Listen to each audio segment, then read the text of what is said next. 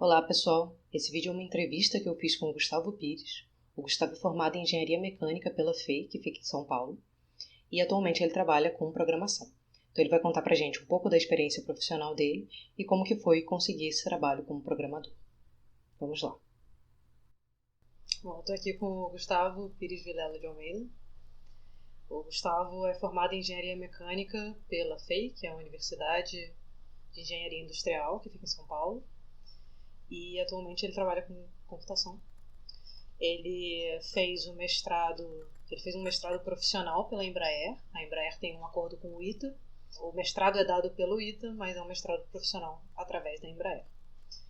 Ele concluiu o mestrado e depois ficou 4 anos trabalhando na Embraer e depois ele fez o doutorado no ITA. Acho que é isso. Esqueci de alguma coisa? Quer acrescentar alguma coisa? Não, acho que só faltou dizer que o doutorado foi na área de computação. Então, o mestrado, apesar de ter sido na área de engenharia aeronáutica, o doutorado foi na área de eletrônica e computação. Que tanto durante o período que eu passei no programa, quanto o que eu trabalhei na Embraer, eu tive bastante contato com programação, acabei me apaixonando, né? E aí segui para essa área para o doutorado. E hoje eu trabalho numa empresa que desenvolve software. Ah, sim, esqueci desse detalhe. Qual é o nome da empresa? Hoje eu trabalho na Engis. A Engis é uma empresa que desenvolve software para aplicações de dinâmica de fluidos computacional, que foi onde eu fiz meu doutorado. Então, nós temos o desenvolvimento do software principal, né, o Core, que é feito em linguagem C++, e desenvolvemos também a interface gráfica, que daí já é feita em Java. Né? Então, são essas duas coisinhas aí que a gente usa. Legal. E para que é o software que vocês desenvolvem? O software ele é específico para aplicações de dinâmica dos fluidos computacional, né? Então, dentro da área da mecânica, a gente tem aí as áreas de térmica e fluidos, né? Então, pessoas quando querem analisar, por exemplo, campos de velocidades, campos de temperatura, determinadas condições de operação, o próprio projeto de uma aeronave depende muito disso, né? Então, a análise aerodinâmica de uma aeronave, a análise térmica de alguns sistemas de uma aeronave dependem, né, de simulações numéricas para terem resultados para complementar, né, os dados para certificação da aeronave. Então, esse é o tipo de coisa que esse software fornece, né? Essa possibilidade de fazer essas análises numéricas, tanto para escoamento quanto para análises térmicas e etc. Legal. A gente está falando para alunos do primeiro período, não sei se eles têm muita noção do que seria uma análise numérica. Então, só para explicar, é a criação de modelos matemáticos que você consegue resolver problemas no computador, né, usando um algoritmo. Então, a gente aprende em cálculo 1 a fazer derivadas integrais, mas a forma como a gente faz a derivada integral à mão não é a forma que o computador faz a derivada integral. Então, existe um método numérico para você fazer uma aproximação de uma integral, por exemplo. E métodos numéricos para fazer a aproximação de várias outras coisas, né, como a dinâmica dos fluidos que o Gustavo falou. Então é isso, acho que essa é uma ideia geral do que são métodos numéricos.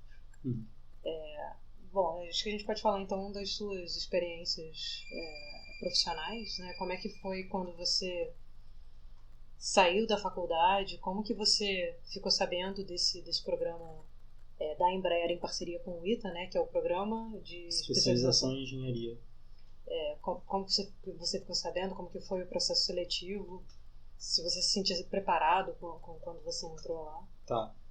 Bom, com relação assim, à divulgação, bom, isso foi há 10 anos atrás, então há 10 anos atrás o programa ele não tinha, bom, ele já era um programa bem conhecido, mas eu acho que em questão de divulgação ainda não era uma coisa tão divulgada, né? Então foi meio que naquela coisa de, poxa, estou me formando agora e o que eu vou fazer? E aí começa a procurar e eventualmente achei o programa da Embraer. Isso não anula o fato de que eu sempre gostei da Embraer no final das contas porque eu gostava de avião. Né? Então já conheci a Embraer, já conheci o trabalho da Embraer e no final das contas fui procurar um programa de estágio e me deparei com um programa de especialização em engenharia que me chamou a atenção e resolvi me inscrever. Né? E aí acabou que deu certo. Deu certo, eu passei, fui aprovado e ingressei aí no programa de especialização que durante 18 meses A gente teve os treinamentos das disciplinas do ITA, né, que eram relacionadas à aeronáutica, e a equipe, né, que eu acabei entrando era uma equipe dedicada a sistemas aeronáuticos, então a gente teve muito contato com programação por conta disso, né? Então a parte de sistemas das aeronaves, elas são muito voltadas a análises computacionais, então dependem muito de análises computacionais, e para isso você precisa saber computação, né? Então foi onde eu tive contato com MATLAB, onde eu tive contato com Python, né, com algumas linguagens de programação. E aí ingressei, né, no final desses 18 meses, como engenheiro de desenvolvimento na Embraer, na área de sistemas ambientais, que são sistemas que controlam aí, são sistemas pneumáticos que agem na aeronave, né? Então são responsáveis pela pressurização, controle de temperatura de cabine, ar-condicionado, proteção contra gelo, e entre as outras pequenas funções, né? Então aí eu tive meu primeiro contato forte, vamos dizer assim, com programação, né? Apesar de ter tido alguma coisa de algoritmos na graduação, mas acho que pelo fato de ter sido engenharia mecânica, né, é uma coisa muito mais superficial do que os outros cursos. Então aí eu tive meu primeiro contato mais forte com programação, acabei gostando, né? Dentro do meu trabalho, do meu dia a dia, eu usava ferramentas de linguagem de programação para fazer essas análises, né? Então fiz muita simulação usando MATLAB, Simulink, próprios scripts em Python que a gente desenvolveu para fazer análise térmica, né, de alguns sistemas da aeronave. E também depois eu fui envolvido no projeto de sistemas de controle e monitoramento desses sistemas da aeronave, né? Então fui envolvido nesse time e a parte de lógica daí foi uma coisa que pegou bastante. Mas, aí enfiei a cara nos livros e comecei a estudar lógica e acabou dando tudo certo. Mas, assim, de quando eu ingressei até o momento que eu saí da Embraer para fazer meu doutorado, eu não me sentia nada preparado, né? Assim, cada dia um desafio novo, lidar com fornecedor, lidar com gente de fora, né? Eu tinha muito contato com fornecedor estrangeiro e nível de preparação, apesar de, né, a gente estuda pra caramba, a gente às vezes sente que sabe bastante coisa, mas na hora do vamos ver, eu me senti muito inseguro, né? Então, e eu acho que é super normal, né? Sim. As pessoas ingressam assim, cruas no mercado de trabalho e essa insegurança é uma coisa super normal. Mas o que todo mundo fala é que você tem as bases, né? Sim, então, aos poucos você vai vendo você vai, exatamente. Você sentiu isso também? Sim, várias vezes eu me deparava com situações de que puxa, isso daqui eu vi na faculdade, mas não lembro, então vou ter que reestudar isso. E aí você começa a reestudar e você começa, na verdade, a se aprofundar, né? Porque a gente acaba vendo na graduação um nível superficial das coisas, né? Para ter uma noção geral daquilo que tem disponível para você trabalhar com engenharia, né? E aí você acaba se aprofundando e vê que tem muito detalhe e tal, e etc. E aí acaba, de onde vem, né, a necessidade de termos mestrados e doutorados, né, em determinadas áreas. E no mestrado você já usou bastante de programação e computação ou ainda não? Sim, no mestrado, como eu comecei trabalhando, né, então a ideia seria, na verdade, pegar um tema que fosse de interesse da empresa. Que era Embraer?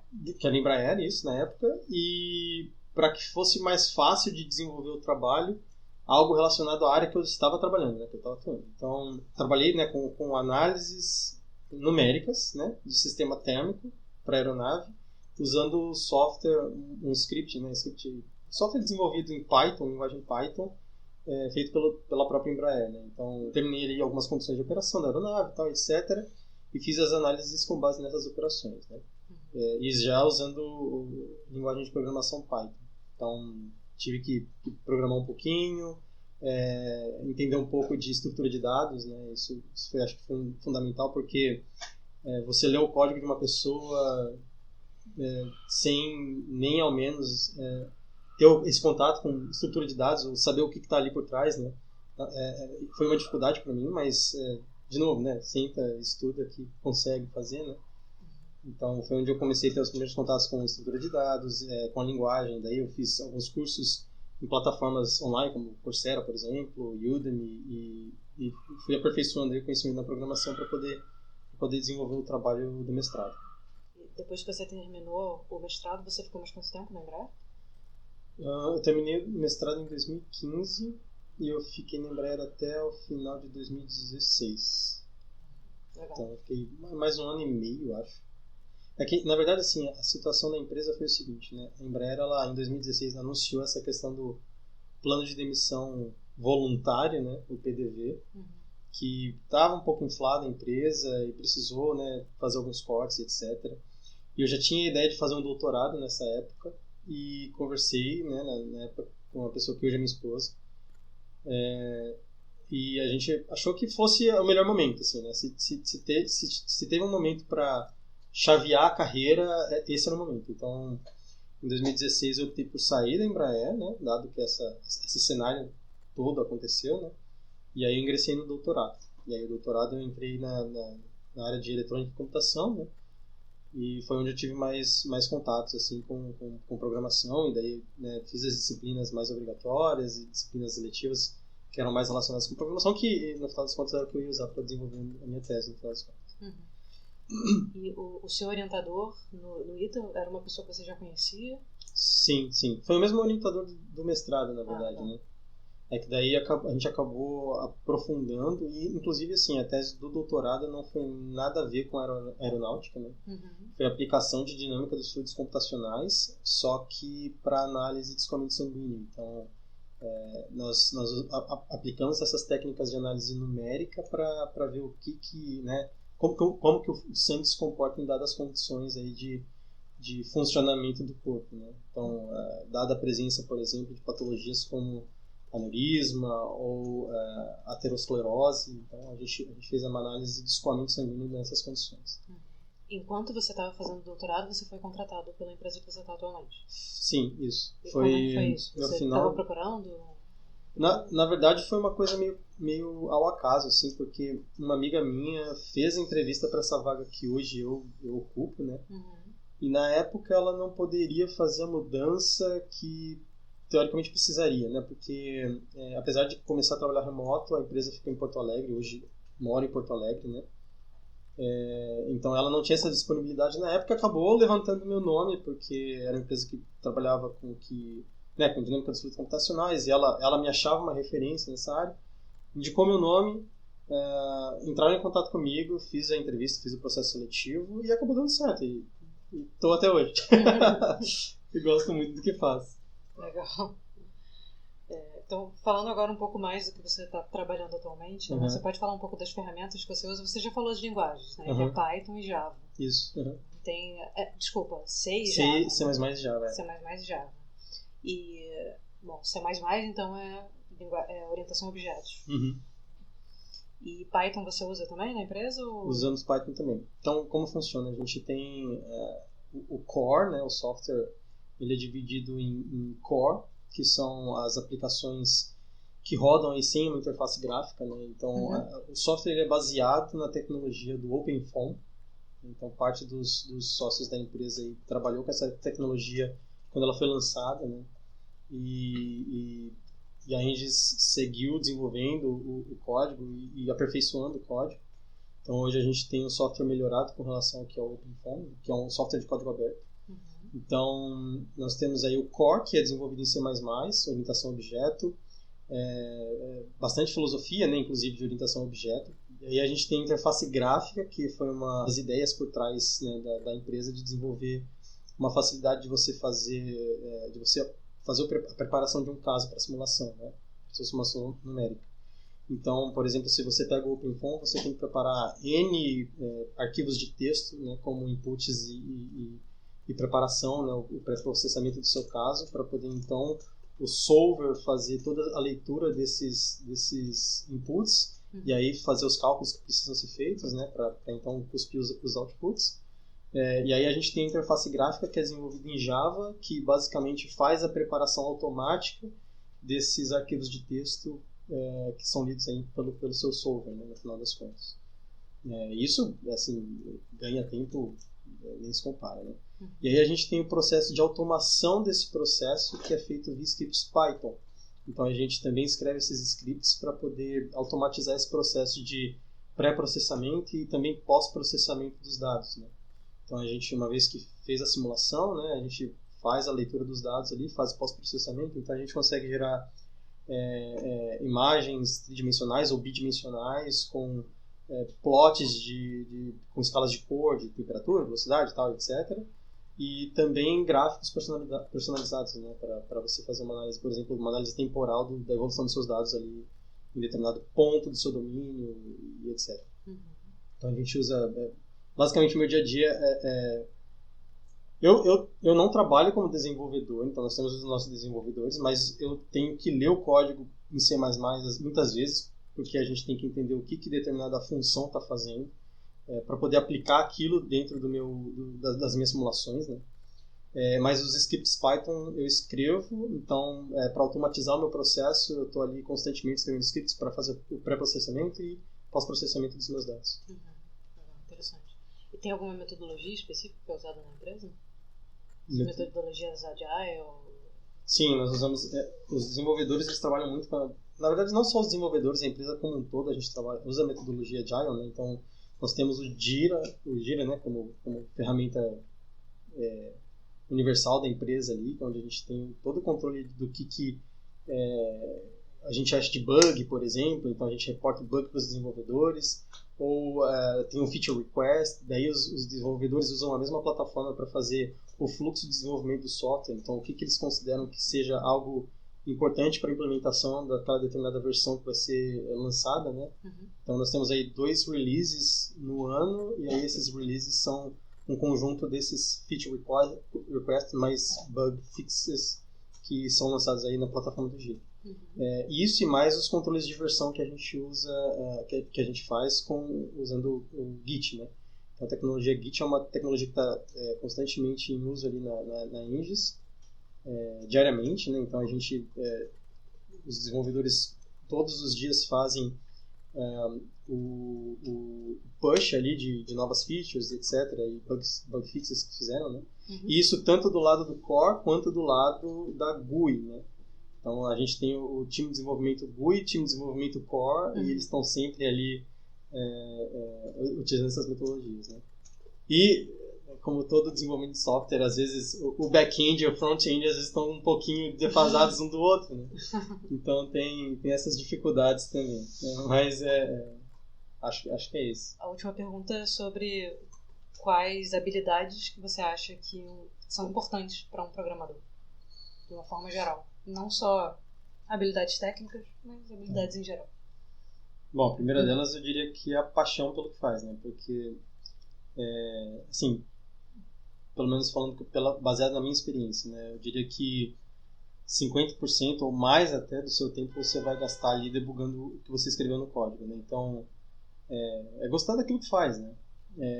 E ter noção de que não existe código perfeito, né? Você corrige um bug aqui, aparecem 8 no lugar dele, né? Então, ter o seu código bem documentado, né, é uma coisa bastante importante. Então, já me deparei com códigos de outras pessoas assim, que é terrível de ler, né, sem ter comentários ali sobre o que uma determinada função está ali supostamente para ser feita. O que ela para fazer?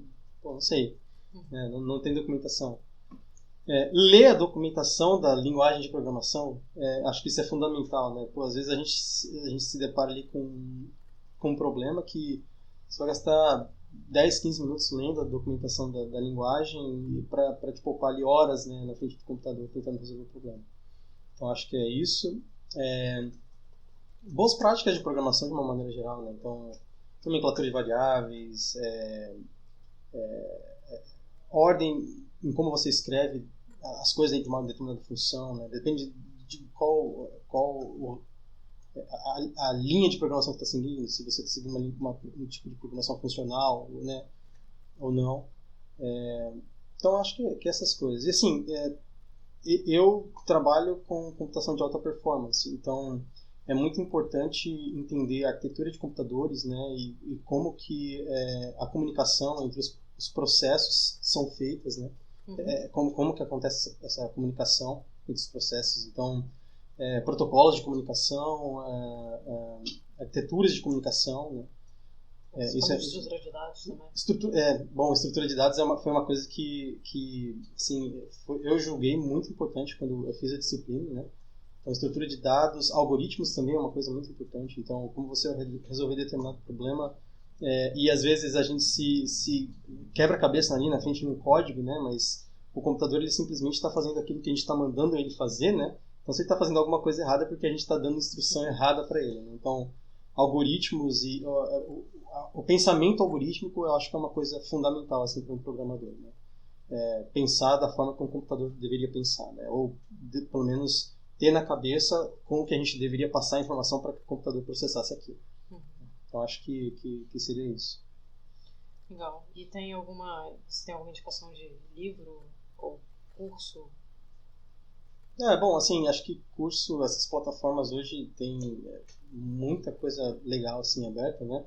Coursera, Udemy, então eu fiz bastante coisa por essas plataformas.